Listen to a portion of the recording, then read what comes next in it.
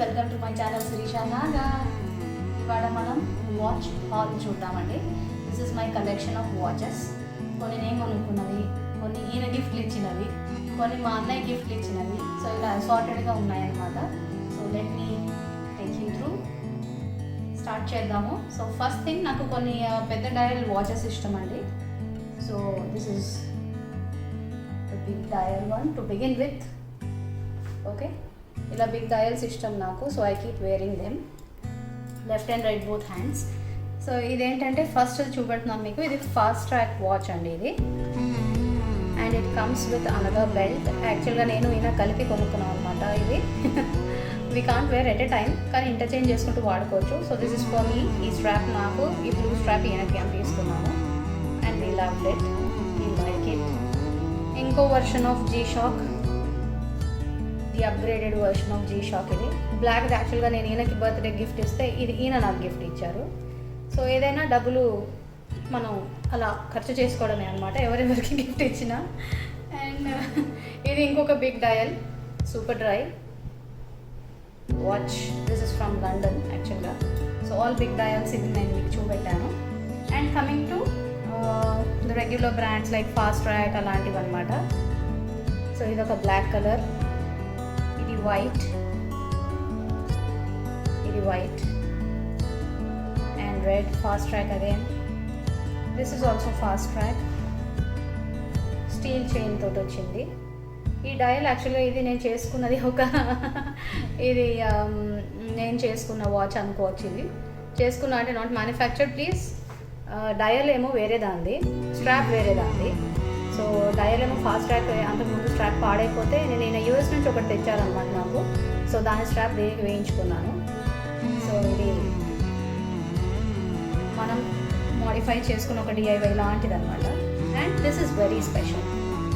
ఇది యాక్చువల్గా నాకు ఈయనకి కలిపి ఎంగేజ్మెంట్ రోజు మాకు గిఫ్ట్ వచ్చిన వాచ్ అనమాట. ఇది మా బావగారు గిఫ్ట్ ఇచ్చారు, కపుల్ వాచ్ కింద. So this is very very special and close to heart of course. So ఇది. And next another special one. ఇది మా అన్నయ్య నాకు గిఫ్ట్ ఇచ్చాడండి. ఫస్ట్ వాచ్ ఇది నాది. 10th వరకు మా అమ్మది వాచ్ నేను వాడుకునేదాన్ని.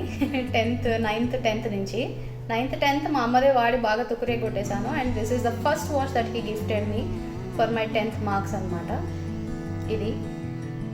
అండ్ ఇది ఈయన నాకు కొనిచ్చిన first watch after marriage. So this is also very special. So these are all Citizen, Timewel, ఆ టైప్ అనమాట ఇవి వాచెస్ అన్నీ కూడా.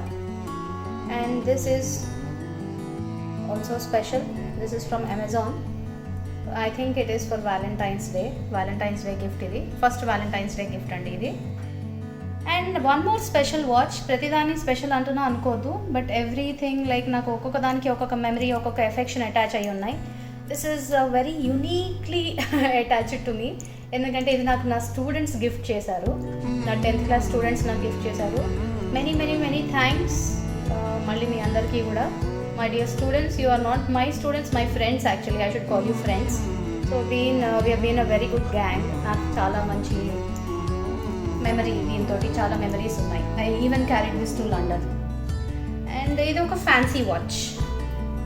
ఇది ఒక ఫ్యాన్సీ వాచ్ అనమాట, ఇలా వస్తుంది. This is also from London fancy watch. And this is from Amazon India. ఇది నాకు పార్టీ వేర్ కింద తీసుకున్నాను అనమాట. కొన్ని బ్లూ శారీస్ ఎక్కువ ఉన్నాయి నాకు షేడ్స్, అందుకని తీసుకున్నాను. And this is again another gift for another birthday, ఈయన ఇచ్చినది. This is also from Amazon. Just some random company, కానీ దీని లుక్ కోసం తీసుకున్నాము. ఇది నేను స్కూల్ పెట్టినప్పుడల్లా టీచర్, స్టూడెంట్స్ కానీ అందరూ కూడా దీన్ని క్యాటర్పిల్లర్ వాచ్ అని నేమ్ చేశారు. So this is a caterpillar watch. And this is rainbow watch. ఇది కూడా స్టూడెంట్స్ పేరు పెట్టిందే, రెయిన్బో వాచ్ అని. సో యూ హ్యావ్ యాక్చువల్గా 12 కలర్స్ ఉంటాయి. ఇంకో ఎల్లో ఉండాలి, light yellow, but that ribbon got spoiled. ఇది కూడా అమెజాన్ ప్రోడక్టేనండి. Very nice product. You can go for this one. పిల్లలు బాగా ఎంజాయ్ చేస్తారు. సో ఇలా స్ట్రాప్స్ ఓపెన్ చేసి మనం ఇలా కింద నుంచి డయల్కి ఫిక్స్ చేసుకోవడమే అనమాట. అండ్ ఈ డయల్ కూడా యూఎస్ నుంచి తెచ్చిన డయల్ ఇది కూడా. సో ఇలా రిబ్బన్స్ అటాచ్ చేసుకోవచ్చు. And coming to the next one, Fitbit. So నేను వాకింగ్ మొదలెట్టానని చెప్పి లండన్లో ఈయన నాకు తీసుకున్న ఫిట్బిట్ ఇది.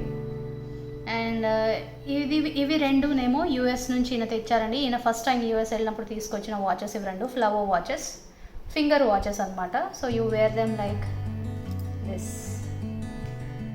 బాగుంది కదా, నైస్ రింగ్ వాచ్. దీనికి కూడా ఫ్యాన్స్ ఉండేవారు నేను స్కూల్కి పెట్టుకెళ్ళినప్పుడు. So this is another model in finger watch. ఇది ఇలా ఓపెన్ కూడా అవుతుంది, చూడామణి టైప్ అనమాట ఇది. ఫింగర్స్కి రాణులు వాళ్ళు పెట్టుకుంటారు కదా, ప్రాపర్ చూడామణి టైప్ అనమాట ఇది. And this is from Dublin. ఈయన డబ్లిన్లో నా బర్త్డేకి గిఫ్ట్ చేసిన వాచ్ ఇది. And this is from US. ఈయన ఫస్ట్ టైం వెళ్ళినప్పుడు తెచ్చిన వాచ్ అనమాట ఇది. This is bracelet watch. It's perfectly బాగుంటుంది చాలా. అండ్ ఇదేమో మా అన్న యూఎస్ నుంచి తీసుకొచ్చాడు. ఇదొక వాచ్. ఇది కూడా నా ఫేవరెట్ యాక్చువల్గా. ఎనీ డ్రెస్కి మ్యాచ్ అయిపోతుంది అనమాట ఇది. సో ఇది కూడా నేను చాలా ఎక్కువగా వాడిన వాచెస్లో ఇది ఒకటి. అండ్ ఈ వాచ్ కూడా బాగా తుక్కురేగొట్టాను. This is from Dublin again.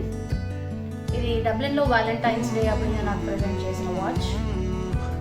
So all beads and all అనమాట. ఇలా హ్యాంగ్ అవుతూ ఉంటుంది వాచ్ మనం పెట్టుకుంటే, డయల్. సో సమ్ ట్రెండీ కలెక్షన్లో ఇది ఒకటి. This is also from Dublin. డబ్లిన్లో మ్యారేజ్ యానివర్సరీ సెలబ్రేషన్స్ అప్పుడు ఈయన నాకు ప్రజెంట్ చేసిన వాచ్. సో ఇది కాంబోగా మనం పెట్టుకోవాలన్నమాట, రెండు కలిపి పెట్టుకోవాలి ఒకటే హ్యాండ్కి. దిస్ ఈజ్ అమేజింగ్, చాలా బాగుంటుంది ఇది, party wear. And this is from London. స్విండన్లో మేము షాపింగ్ చేసామని చెప్పాను కదా, సో ఆ స్విండన్లో తీసుకున్న వాచ్ ఇది. So TKNY, nice. ఇంకా ఓపెన్ చేయలేదు నేను కావాలని. And last but not the least, closing with my favourite watch. Usually watches అన్నీ కూడా ఇలా డబ్బాలో కవర్ పెట్టుకుంటాను. సో ఇది Michael Kors watch. So this is a big brand. నేను నాకున్న వాచెస్లో this is the biggest brand, Michael Kors. What a beauty కదా, చాలా నచ్చింది నాకు ఇది. So it goes with jeans, saris, దేని మీదకైనా మ్యాచ్ అవుతుంది అనమాట ఇది. అందుకని నాకు చాలా బాగా నచ్చింది. So this occupies a special place on the list. ఈ వాచ్ కలెక్షన్ నచ్చితే కనుక తప్పకుండా లైక్ చేయండి, షేర్ చేయండి. ఫస్ట్ టైం ఎవరైనా చూస్తుంటే నా ఛానల్కి సబ్స్క్రైబ్ చేసుకోండి. అండ్ నేను ఇక్కడితో వ్లాగ్ క్లోజ్ చేయట్లేదు, బికాజ్ మనం వాచెస్ గురించి మాట్లాడుకున్నాం, which is all about time. So I would like to link a small topic with this, a small management topic with this, time management. So let's get on to the time management. Moving on to management techniques అండి. To begin with, అసలు మన మైండ్లో processing ఎలా జరుగుతుంది అన్నది ఒక చిన్న overview చూద్దాము. మన మైండ్ 2 జోన్స్గా డివైడ్ అయి ఉంటుందన్నమాట, reactive zone and thinking zone. First reactive zone గురించి మాట్లాడదాం. కలర్ రెడ్గా కూడా ఉంది కాబట్టి. So let's begin with reactive zone. ఈ రియాక్టివ్ జోన్ ఇది ఎప్పుడు కూడా ఫైట్ ఆర్ ఫ్లైట్ మెకానిజంలో వెళ్తూ ఉంటుంది అనమాట. అంటే జస్ట్ ఆన్ ద గో అనమాట. వెరీ ఇంపల్సివ్ డెసిషన్ మేకింగ్ ఉంటుంది ఇక్కడ.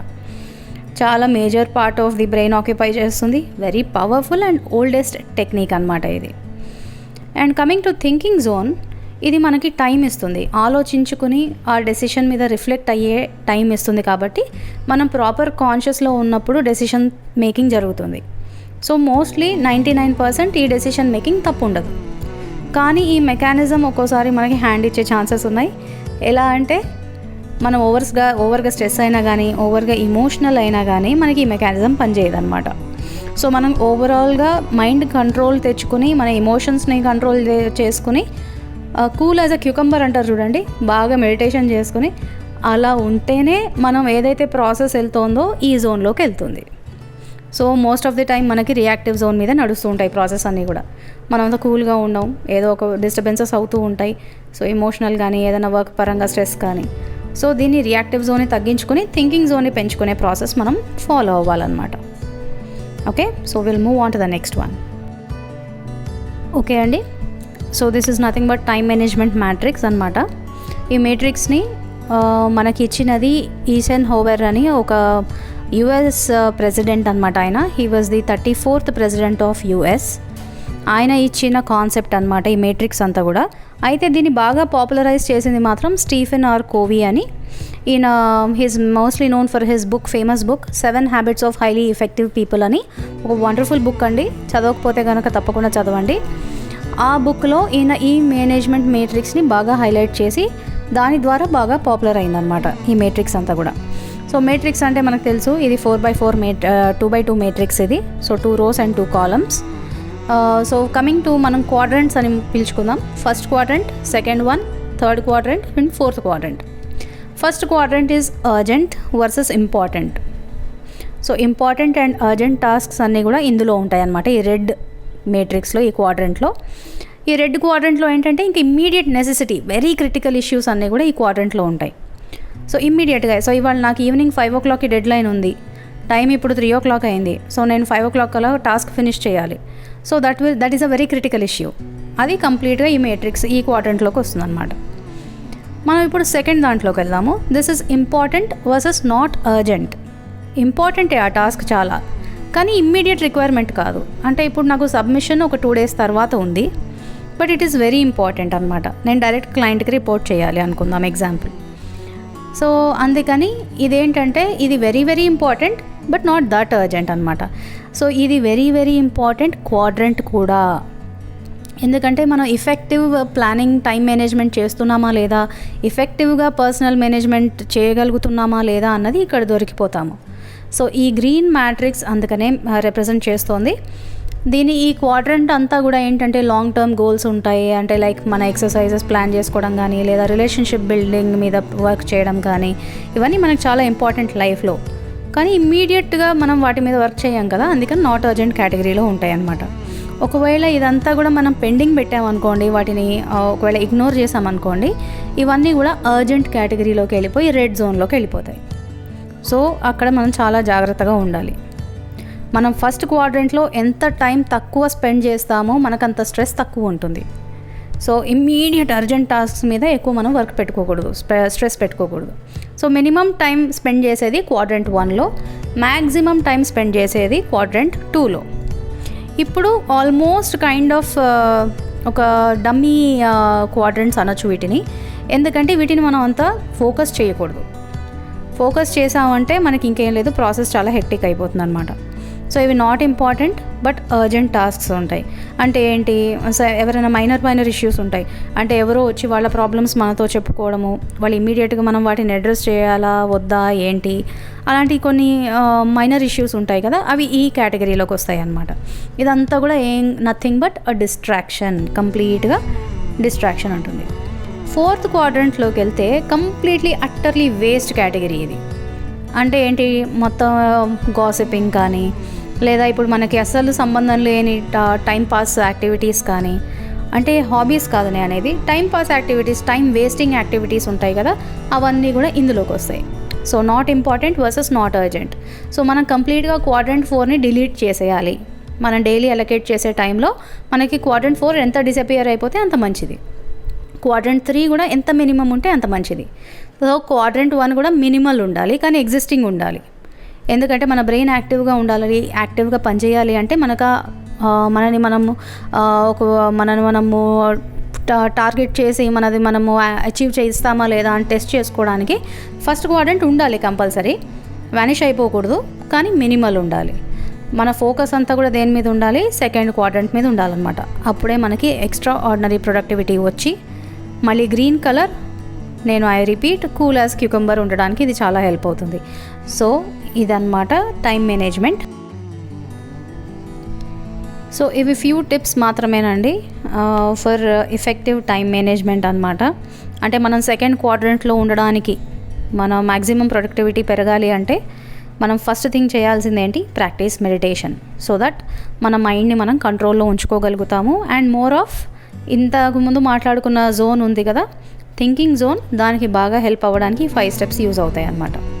సో మెడిటేషన్ చేయాలి. నెక్స్ట్ ఏం చేయాలి, pause, clarify and then decide. So just on the go కాకుండా ఇమీడియట్ డెసిషన్ మేకింగ్, ఓకే ఇదా అని డిసైడ్ అయిపోకుండా ఒకసారి ఆగండి, కంట్రోల్ చేయండి, క్లారిటీ తెచ్చుకోండి, అప్పుడు డిసైడ్ చేసుకోండి. వెరీ వెరీ ఇంపార్టెంట్ ప్రిన్సిపల్ అనమాట ఇది. దాని తర్వాత మన టాస్క్లన్నీ కూడా సార్ట్ అవుట్ చేసుకుని అది సెకండ్ క్వాడ్రంట్లోకి వెళ్ళేటట్టు మనం సార్టింగ్ చేసుకోవాలి. ఊరికే క్వాడ్రంట్ 2లో వేసేసుకొని బొమ్మ వేసేసుకుని దాంట్లో రాసుకుంటే కాదు సార్ట్ అయినట్టు, మనం దాన్ని ఇంప్లిమెంట్ చేయగలగాలి. సో ఫోకస్ అంతా కూడా సెకండ్ క్వాడ్రంట్ మీద పెట్టుకోవాలి. అండ్ నెక్స్ట్ స్టెప్ వచ్చేసి look back and sort out. So మనం ఒకసారి రివర్స్ గేర్ వేసుకొని మైండ్కి పాస్ట్లోకి వెళ్ళి అక్కడ ఏం జరిగింది, అక్కడ మనం సార్ట్ చేయాల్సినవి ఏమైనా ఉన్నాయా లేదా అన్నది మళ్ళీ గెట్ బ్యాక్ అవ్వడమా ఏంటి అన్నది ఆలోచించుకోవాలి. And last and very important step ఏంటంటే learn to say no. So దేనికి ఎస్ చెప్పాలి, దేనికి నో చెప్పాలి అన్నది క్లారిటీ మనం తప్పకుండా ఉండాలి. And learning to say no is a very very important step in your life. అది రిలేషన్షిప్ మేనేజ్మెంట్లోనే కావచ్చు, మీరు వర్క్ ప్లేస్లోనే కావచ్చు, ఎక్కడైనా సరే say no, have that clarity. అంటే ఇట్ డజంట్ మీన్ దట్ మీరు అన్నిటికీ నో చెప్పాలని కాదు, but have that clarity in your mind. నేను చేయగలుగుతానా, చేయలేనా, చేయగలుగుతాను, ఎస్, చేయలేను, నో, ఇంపార్టెంటా కాదా, ఎస్, ఇంపార్టెంటా కాదా, నో, అలా డివైడ్ చేసుకుని డిసైడ్ చేసుకోవాలి. So focus on quadrant 2 and for effective time management. అదండి ఇవాళ టాపిక్. మీకు నచ్చితే తప్పకుండా లైక్ చేయండి, మీ ఫ్రెండ్స్ అందరికీ కూడా ఫార్వర్డ్ చేయండి. అలాగే మీరు ఫస్ట్ టైం కనుక నా ఛానల్ విజిట్ చేస్తే తప్పకుండా సబ్స్క్రైబ్ చేసుకోండి. Bye bye.